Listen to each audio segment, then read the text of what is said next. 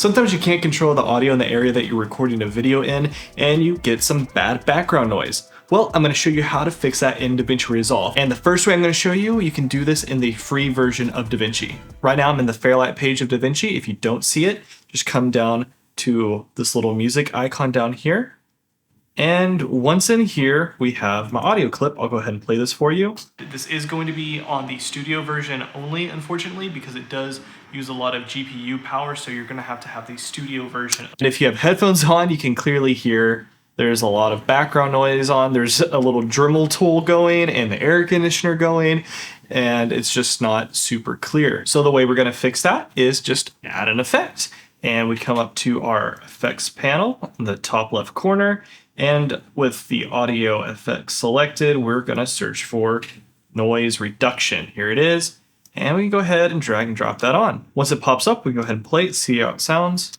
This is going to be on the studio version only. It doesn't sound that great, but luckily they have some presets for us. We'll click this drop-down menu where it says default. And for this particular one, I'm going to use derumble and hiss. This is going to be on the studio version only. And I'll play it again with it off. This is going to be on the studio version only, unfortunately, because it really helped a lot. And that's just with this manual setting. We can go a step further, just use the auto speech mode, see how it sounds.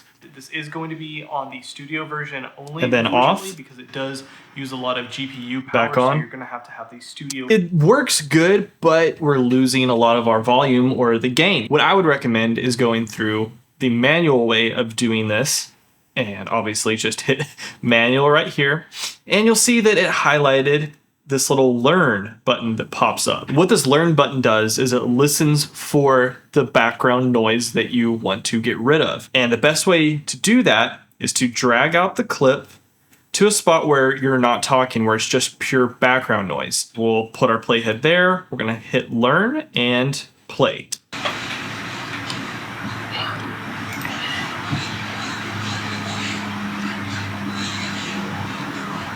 Pause and hit the learn button to stop that. So now it's kind of picked up what that noise sounds like. And we'll go back through and play it again and see if it cleaned it up a little bit better. This is going to be on the studio version only, unfortunately, because it does use a lot of GPU power, so you're going to have the studio version of DaVinci Resolve. That really increased the volume on it. It sounds a lot better. You can go a step further by hitting the listen to noise only, which is what I like to do. And then you can only hear the noise. And you pretty much just play with the knobs, with the threshold, attack sensitivity ratio, all those, until you get to a point where you almost start to hear the dialogue, but you still hear a lot of that noise. And I find that that's a good medium to where you get the best result. The knobs you really want to know are the threshold, which is the range in which the decibels of the background noise that it's listening for, the attack, which is going to be pretty much how long it's holding, the reduction, and then you also have dry and wet, which is just the sound and the output that it puts. You go more wet, it's going to sound more natural. You go more dry, it's going to sound not as clear. And then level is the volume in which it's outputting that. And then you can mess with the sensitivity and ratio just to kind of fine tune everything in between. We'll listen to this with noise only. And then just going to kind of adjust this to where I hear way more noise than dialogue. I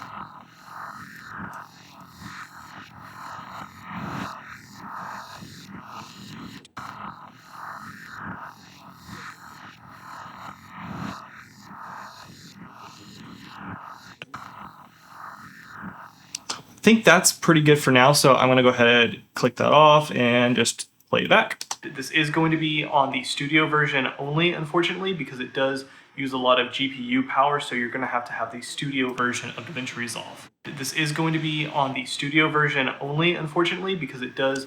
And you can pretty much play with these until it sounds best for your particular video, because these are going to change depending on the sound in every single video. I think this tool works pretty great, especially provided that it's in the free version. There's another free tool that you can use. However, I haven't actually got it to work very good or sound great, and that is the dialogue leveler. To get to that, just make sure the clip is selected, and under the inspector and audio, there's dialogue leveler. We can turn that on, and there's a background reduction. I'll go ahead and play it. This is going to be on the studio version only, I'll turn it off, unfortunately, because it does use a lot of GPU power, so you're going to have the studio version of DaVinci. I don't think the background reduction in this really makes a noticeable difference. If you've had better results, let me know in the comment section. Now I'm going to show you the amazing way to do it in the studio or paid version of DaVinci, and that is with voice isolation. Just for reference, I'll play again the video without any effects. This is going to be on the studio version only, unfortunately. And now I'm going to turn on voice isolation. This is going to be on the studio version only, unfortunately, because it is amazing. And just to show you how great this isolation tool works, I have this video of my wife at a coffee shop that's really, really busy, and just listen to how hectic it sounds there while she's trying to talk. I got the caramel iced chai tea latte 12 ounce. It sounds as if she's like in the middle of an amusement park. Now we're going to add on the noise isolation. Here's a quick tip. If you have multiple clips, like how I have this one cut, you would have to go and add the isolation on a clip by clip basis. However, you have all of your audio on one track, you can just select the track itself. So click it here and you'll see that the track is selected, and we can turn on voice isolation for the entire track. So now I'll go back and play it. I got the caramel iced chai tea latte 12 ounce. That is just night and day, the difference that this thing makes. And yeah, it doesn't sound super great because it is at 100%. The higher you increase the level of voice isolation, the more it's going to suppress as much of the noise as possible. So I do recommend dialing it back to a spot where you have a good happy medium where the voice still sounds great, and always adding an equalizer at the end will help with this.